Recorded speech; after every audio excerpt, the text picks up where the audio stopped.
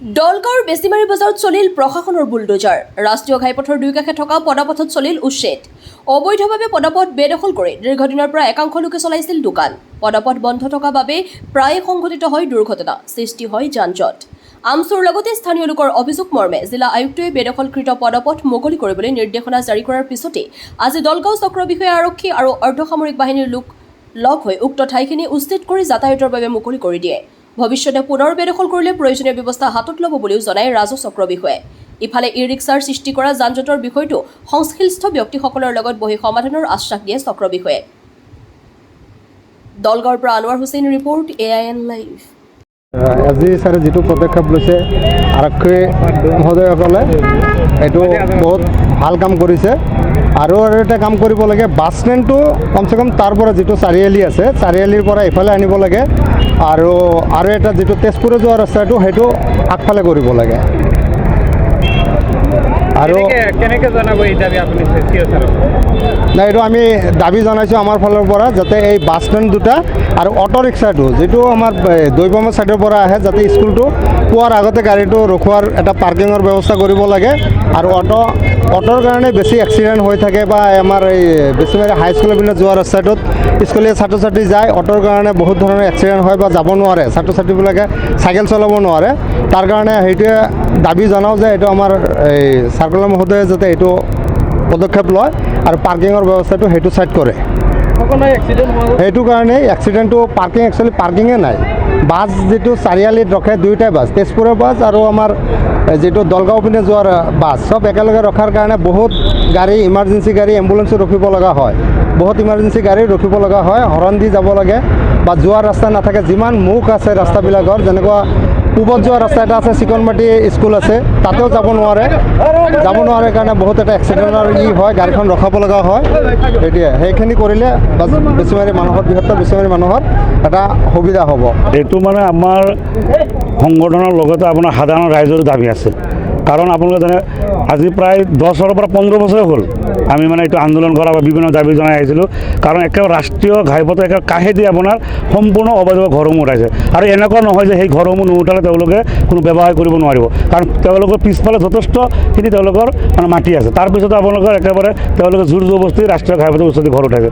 গতিকে ৰাইজ আজি ভাল পাইছে, আৰু আমি প্ৰশাসনক ধন্যবাদ জ্ঞাপন কৰিছোঁ। কাৰণ আপোনালোকে জানে যে বেছিমাৰী অঞ্চলত কেইবাখনো আপোনাৰ ব্যক্তিগত খণ্ডৰ বিদ্যালয়ৰ লগতে বেছিমাৰী উচ্চতম বিদ্যালয় আছে, আপোনাৰ গাৰ্লছ ছেমি আছে, সকলো ছাত্ৰ ছাত্ৰী, সাধাৰণ ৰাইজ। আৰু বিশেষকৈ আপোনাৰ ডাঙৰ কথা হৈছে যে উত্তৰ পূৰ্বাঞ্চলৰ ভিতৰত আমাৰ বালুগাঁও বজাৰ আৰু বেছিমাৰী বজাৰ শাক পাচলিৰ কাৰণে বিখ্যাত।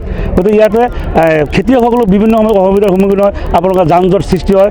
আৰু স্কুলৰ ছাত্ৰ ছাত্ৰীসকলে আপুনি স্কুলৰ আপোনাৰ পৰীক্ষাৰ সময়ত আপোনালোকে যাব, পৰীক্ষাৰ সময় মানে পাৰ হৈ গৈছে, তেওঁলোকে যায় মানে বিদ্যালয়ত উপস্থিত হ'ব পৰা নাছিল, এনেকুৱা এটা পৰিৱেশ। গতিকে আমাৰ ৰাইজৰ দীৰ্ঘদিনৰ দাবী আজি জিলা প্ৰশাসন আমি চাইছোঁ, তেওঁলোকে দুয়োফালে ৰাস্তা দুয়োফালে তেওঁলোকে উচ্ছেদ কৰাৰ মানে একচুৱেলি এইটো উচ্ছেদ বুলি নহয়, যে অবৈধ ঘৰসমূহ মানে এই কৰি আপোনাৰ ৰাস্তাখন ক্লিয়াৰ কৰি মুক্ত কৰি দিব। সেইটো আমি চবেই ভাল পাইছোঁ আমি, কাৰণ তেওঁলোক যোৱাকালি যেতিয়া বা এইটো এসপ্তাহৰ পৰা আলোচনা হৈছে, আৰু যোৱাকালি আপোনাৰ মাইক যোগে আপোনাৰ এইটো ঘোষণা কৰি দিছে যে আজি উচ্ছেদ হ'ব।